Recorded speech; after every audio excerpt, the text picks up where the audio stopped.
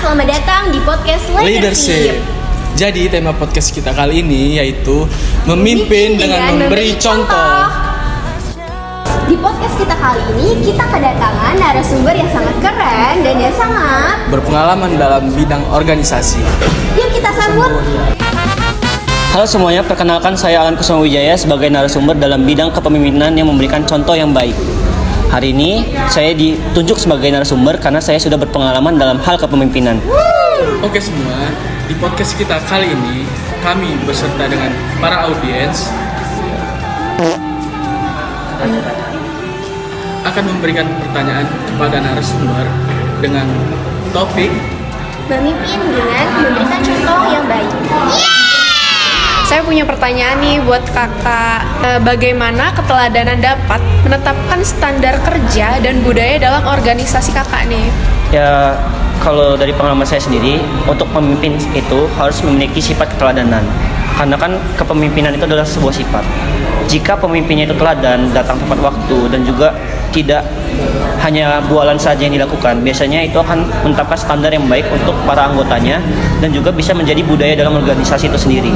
Sebagai contoh, ketika ketuanya itu selalu datang duluan, akan adanya seperti gambaran umum kepada para anggotanya bahwa kalau saya datang lebih cepat berarti saya seperti pemimpin saya sendiri, karena udah umumnya manusia itu akan mencontohkan hal yang baik. Nah kak, di dalam organisasi ini apa saja perilaku konkret yang Anda gunakan untuk menjadi panutan bagi tim atau bawahan di organisasi ini? Ya, kalau saya sendiri sih perilaku yang saya lakukan kalau ingin menjadi panutannya, seperti umumnya pemimpin itu biasanya harus berwibawa, bertanggung jawab dan beretika dalam memimpin para anggotanya maupun bawahan yang seperti Anda jelaskan tadi.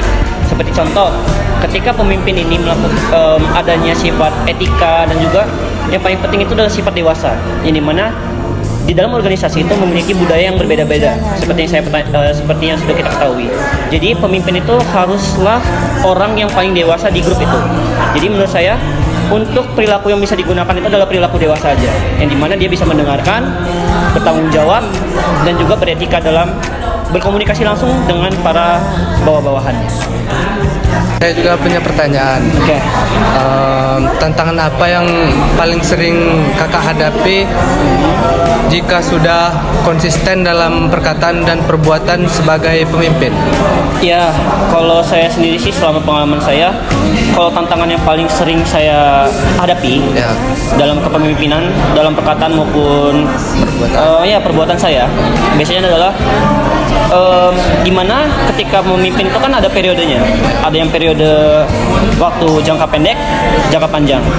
Biasanya jika dalam jangka panjang tersebut, tantangan-tantangan yang saya hadapi ya biasanya ada di dalam bidang internalnya, yang dimana biasanya adanya konflik antar anggota dan juga konflik di luar dalam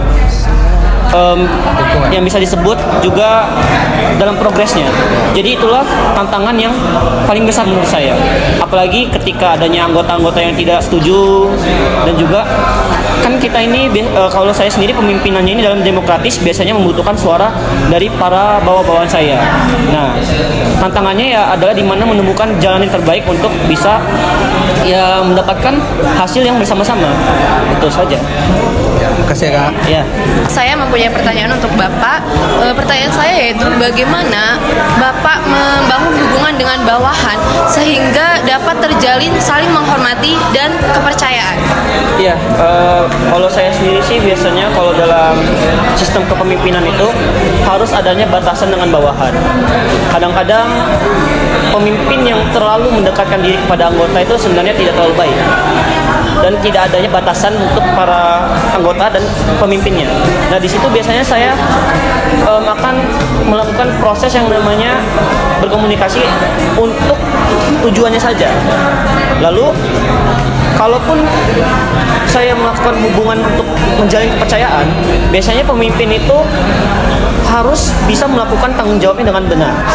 Karena kepercayaan seseorang itu didapatkan sangatlah susah. Biasanya kalau pemimpin untuk mendapatkan kepercayaan dari anggotanya harus adanya yang namanya tindakan, bukan hanya bicaranya saja. gitu. Menurut kakak, bagaimana menanggapi kritik dari anggota agar tetap menjadi pemimpin yang konsisten? Sebenarnya kalau dalam kepemimpinan yang demokratis, yang biasanya pemimpinnya itu dipilih oleh masyarakat, kritikan itu adalah hal yang paling umum biasanya. Apalagi kan di sini kalau dalam pengalaman saya, pemimpin yang dipilih oleh anggotanya harus ada kritikan, yang dimana kritikan ini akan menjadi refleksi untuk saya sendiri. Bagaimana caranya supaya progres organisasi saya itu masih tetap dengan visi dan misi. Kenapa harus adanya kritikan ataupun evaluasi untuk pemimpinnya? Kadang-kadang pemimpin itu juga lupa akan esensi dan tujuan visi dan misinya. Dalam beberapa kasus, banyak sekali pemimpin yang hanya memikirkan atau mementingkan dirinya sendiri tanpa memikirkan tujuan yang sudah direncanakan dari awal. Saya juga ada pertanyaan nih untuk Kakak Alan ya. Ya. Bagaimana Anda memastikan bahwa anggota organisasi Anda ini memiliki etika dan tanggung jawab sosial yang baik? Kalau kita ngomongin tentang etika dan tanggung jawab pada sosial, biasanya kalau dalam hal yang kecil dulu, etika terhadap pemimpinnya dan etika terhadap anggota yang lainnya biasanya akan dilakukan rapat dan juga evaluasi pada anggota-anggotanya. Apalagi kan kalau kita ngomongin etika dan tanggung jawab itu adalah hal yang paling umum dan hal yang paling dasar bagi pemimpin. Apalagi kalau kita ngomongin etika kan adanya yang namanya opini publik di luar organisasi.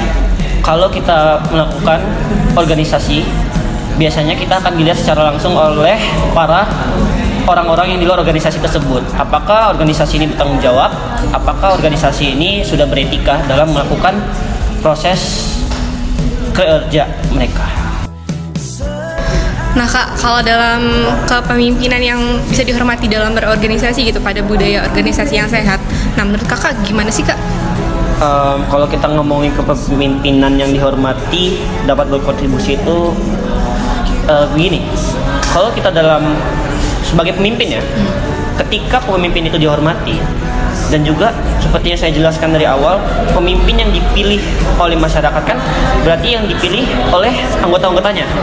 Biasanya mereka itu udah menghormati yang namanya pendapat mereka bahwa oh dia ini sebagai pemimpin, dan juga ketika dia jadi pemimpin ataupun di kasus ini adalah saya, jika saya jadi pemimpin yang sudah dihormati oleh anggota-anggota saya, biasanya progres untuk mencapai visi dan misi yang sudah dijelaskan oleh saya sendiri dari awal pertemuan ataupun rapat dengan anggota-anggotanya biasanya dapat berkontribusi dalam progres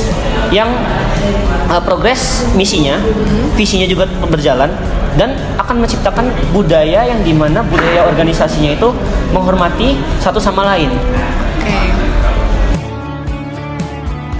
Oke guys, jadi itu beberapa pertanyaan yang dipertanyakan oleh audiens dan langsung dijawab oleh narasumber kita Terkait dengan podcast kita kali ini yang bertemakan kepemimpinan dengan memberikan contoh yang baik. Jadi kesimpulannya, kepemimpinan yang baik dapat membentuk standar dan budaya organisasi yang positif dengan menjadi contoh yang baik bagi timnya. Pemimpin yang menunjukkan sikap positif dapat menciptakan lingkungan kerja yang baik dan meningkatkan kualitas tim.